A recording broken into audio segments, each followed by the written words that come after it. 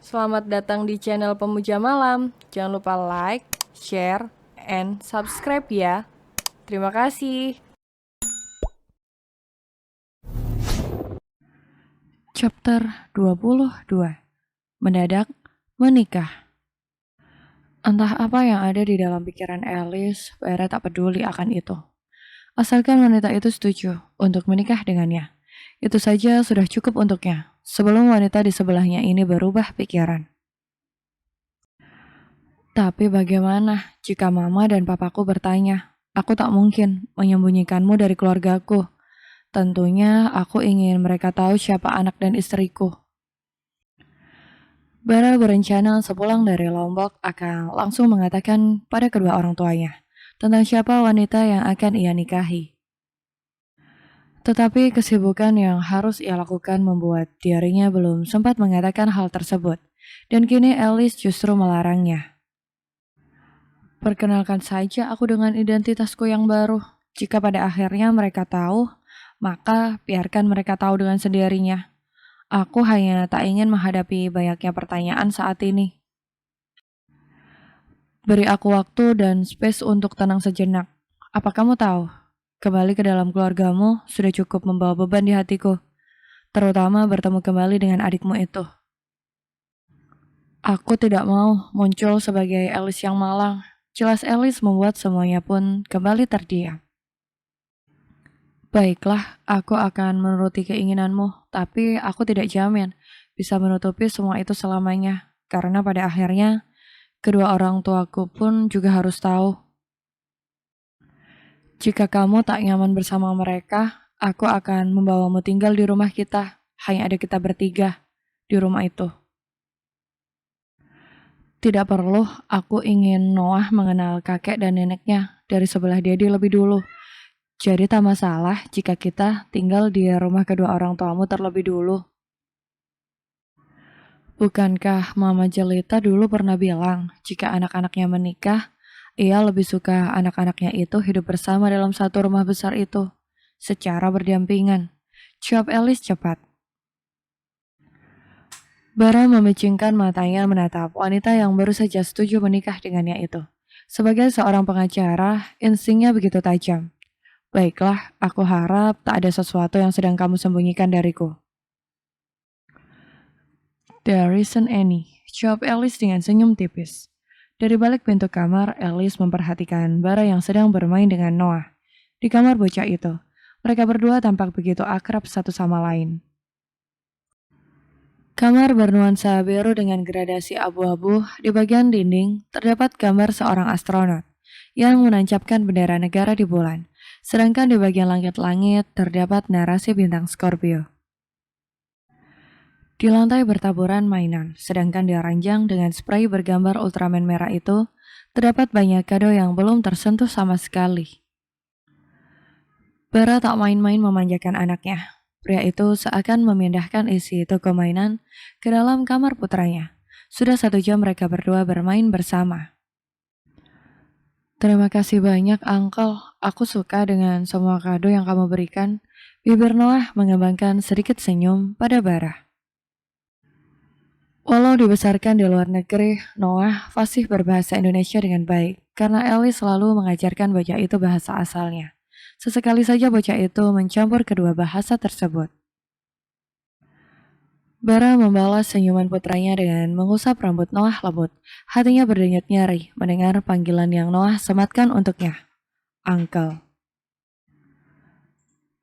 Bara menyusuri setiap inci wajah Noah. Wajah itu membuatnya tertegun. Tanpa melakukan tes DNA sekalipun, siapapun pasti akan menyadari jika bocah itu adalah anaknya. Sekarang ia mengerti kenapa Alice mati-matian menyembunyikan anak itu hingga melahirkannya seorang diri di negeri orang. Wajah Noah mewarisi wajahnya, bahkan kemiripan itu hampir 95%. Bara merutuki dirinya sendiri karena tak lambat untuk mengetahui semuanya.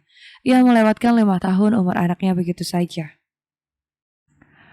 Kamu mengambil keputusan yang benar, Nak. Dengan menikah dengan Bara, setidaknya kamu sudah memberikan kebahagiaan untuk putramu itu. Ujar Maya yang tiba-tiba hadir di samping Alice. Alice menoleh sekilas, lalu kembali menatap dua lelaki yang masih asik main berdua. Hanya saja, apa kamu tidak menyesal jika hanya menikah secara tertutup seperti itu? Tanpa adanya perayaan dan tak diketahui siapapun. Ujar Maya lagi. Ia sedikit menyayangkan keputusan putrinya tersebut. Sebagai seorang ibu tentu saja ia menginginkan kebahagiaan untuk putrinya. Mereka cukup mampu untuk membuat perayaan pernikahan yang meriah agar putrinya dikelilingi ucapan selamat dan doa. Namun keputusan Alice kali ini cukup membuat ia bingung. Kenapa putrinya memutuskan sebuah pernikahan sederhana dan tertutup? Alice menghela nafas. Ia beranjak dari balik pintu dan mengajak Maya menjauh dari kamar Noah. Tak ada yang perlu aku sesali lagi, Mah. Aku sudah pernah menjalani acara pernikahan bagaikan negeri dongeng 1001 malam. Mengundang banyak tamu undangan untuk mengucapi selamat hingga kaki terasa pegal karena seharian berdiri. Tapi pada akhirnya pernikahanku kandas dan menyakitkan. Kali ini pun akan sama. Aku menikah tidak lain hanya karena Noah. Jadi aku rasa tak perlu mewah dan megah. Kalaupun seandainya pernikahan ini akan kandas di tengah jalan untuk kedua kalinya. Aku tak perlu malu ataupun memutar otak untuk menjawab setiap pertanyaan yang akan mereka layangkan padaku. Apa yang kamu ucapkan, Nak? Kamu tidak boleh mengatakan itu. Ucapan adalah doa, jadi berujarlah yang baik-baik. Jangan memikirkan perpisahan di saat rumah tanggamu saja baru akan dimulai.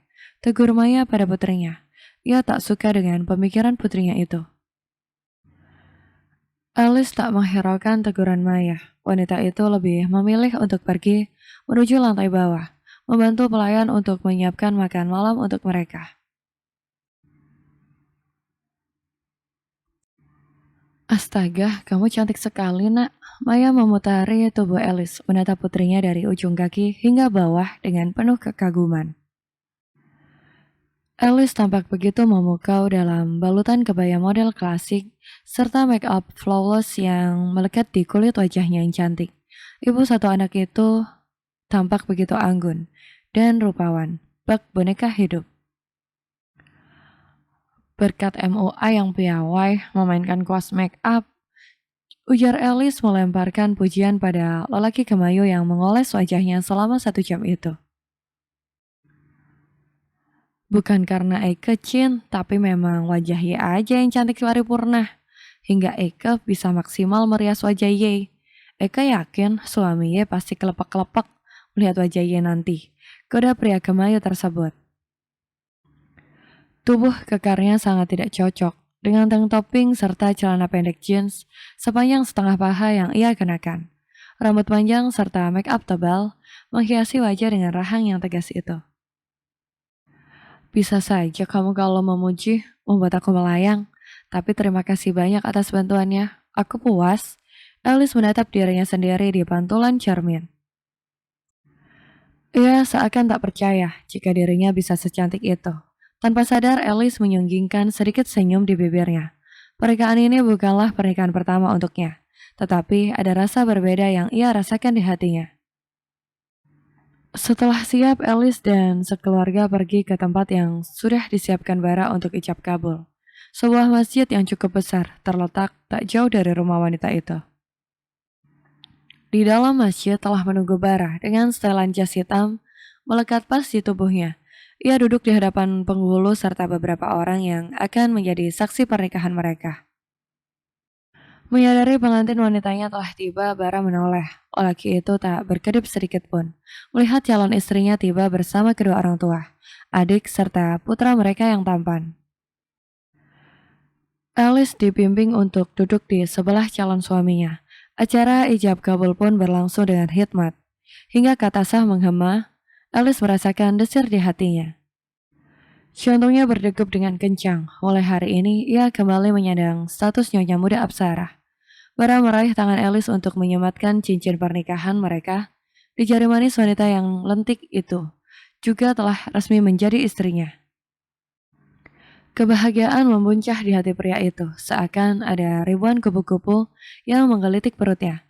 Dadanya berdegup dengan kencang. Wajah cantik istrinya membuat ia tak sabar untuk menciumi bibir merah mereka bagai delima matang itu.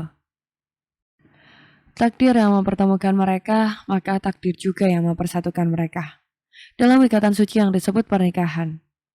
Setelah cincin terpasang indah di jari manis Alice, kini giliran Alice yang memasangkan cincin satunya lagi di jari manis suaminya.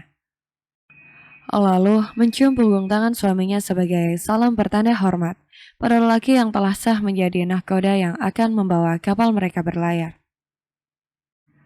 Bara langsung membalas dengan sebuah kecupan lembut di dahi Alice. Wanita itu pun terdiam. Ia menegakkan wajah untuk kembali menatap wajah suaminya. Tatapan mata lembut dan teduh itu menyejukkan hatinya. Ada perasaan senang yang tak dapat Alice jelaskan di antara rasa takut yang masih bersemayam di dada.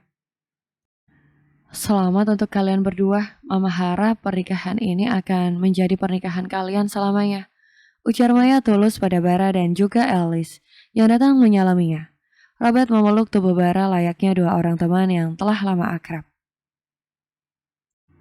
Titip putriku, jangan sakiti ia lagi, karena jika itu terjadi, aku tak hanya akan menuntutmu, tetapi juga menghajarmu hingga dirimu tak sadarkan diri. Pinta lelaki parubaya itu penuh harap. Baik, Pak. Jawab Bara singkat. Bara beralih menatap istrinya kembali. Pandangan mata mereka bersih bobrok.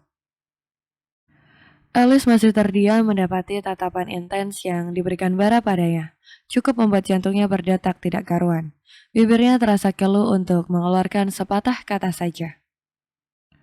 Tak pernah terpikirkan sedikit pun di dalam otaknya jika kini ia akan menikah pada lelaki yang menjadi ayah dari anaknya, mantan kakak iparnya. Akan tetapi, di balik semua ini masih ada kejutan-kejutan kecil yang ia ciptakan di dalam keluarga besar Apsara.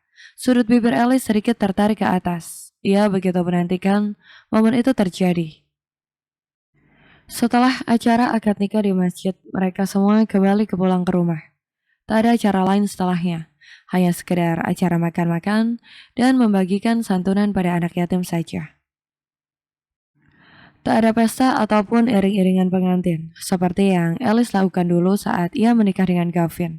Seharian Bara hanya diam-diam melirik istrinya yang terus mengabaikannya. Malam kian larut, jam sudah menunjukkan pukul 10 malam. Wanita itu seakan menganggapnya tak ada, sedikit pun tak mengajaknya bicara. Apalagi menoleh melihat dirinya yang sudah berbaring di atas ranjang dengan laptop yang ada di pangkuan. Bara tak benar-benar bekerja, ia hanya sedang sedikit mengalihkan kecanggungannya atas kesunyian yang Alice ciptakan. Alice yang baru keluar dari kamar mandi duduk di depan cermin untuk mengeringkan rambutnya yang basah dengan hair dryer. Berulang kali Bara meneguk ludah dengan susah payah. Otaknya kini sudah berkelana liar, menatap tubuh Alice dari balik gaun tidur berwarna hitam yang kontras dengan warna kulitnya itu. Ada apa? Kenapa raut wajahmu begitu? Tanya Alice akhirnya membuka suara. Kamu kapan selesai? Ayo kita tidur. Balas Bara dengan percakapan random. Bara menyimpan alat kerjanya ke atas nakas, lalu berdiri dari ranjang untuk menghampiri istrinya. Bara memeluk Alice dari belakang, yang sukses membuat tubuh wanita itu sedikit menegang. Aroma wangi semerbak menguar dari tubuh ramping itu, aroma buah-buahan yang segar. Wajah polos tanpa make up, hanya polesan lip tint yang membuat bibir itu berubah seperti apel merah yang ranum dan segar. Kamu terlalu lama sayang, jangan menggodaku dengan tatapan mata itu, ucap Bara dengan suara yang semakin berat. Akankah Alice kalah dan menyerahkan dirinya? Atau masih ada permainan lain yang akan ia lakukan? Ada apa? Tanya Bara dengan suara seraknya. Ia menahan tubuhnya dengan kedua tangannya di atas tubuh Alice. Binar matanya sudah berkabut gelap. Ada rasa tak rela di hatinya saat wanita itu menghentikan permainan yang sudah membuatnya sangat panas. Cukup sampai di sini, kita tak boleh melanjutkannya lagi. Kenapa? Kamu yang memulai, maka kamu juga yang harus bertanggung jawab padaku. Aku sudah tidak sanggup lagi menahan semuanya, sayang. Alice tersenyum manis. Tidak bisa, baby. Aku lagi datang bulan. Job Alice sukses meluluh lantakan yang sedari tadi sudah menggebu. Mata Bara terbelalak seakan ingin melompat dari tempatnya. Nafas yang tadi memburu langsung berhenti seketika, seiring tubuhnya yang terpaku di tempat. Apa? Kamu pasti ingin mempermainkan aku, kan? Ujar Bara tak percaya sembari tergagah. Ia pikir istrinya saat ini sedang mencoba mempermainkan tarik ulur dengannya. No, aku serius. I'm sorry. Bersambung.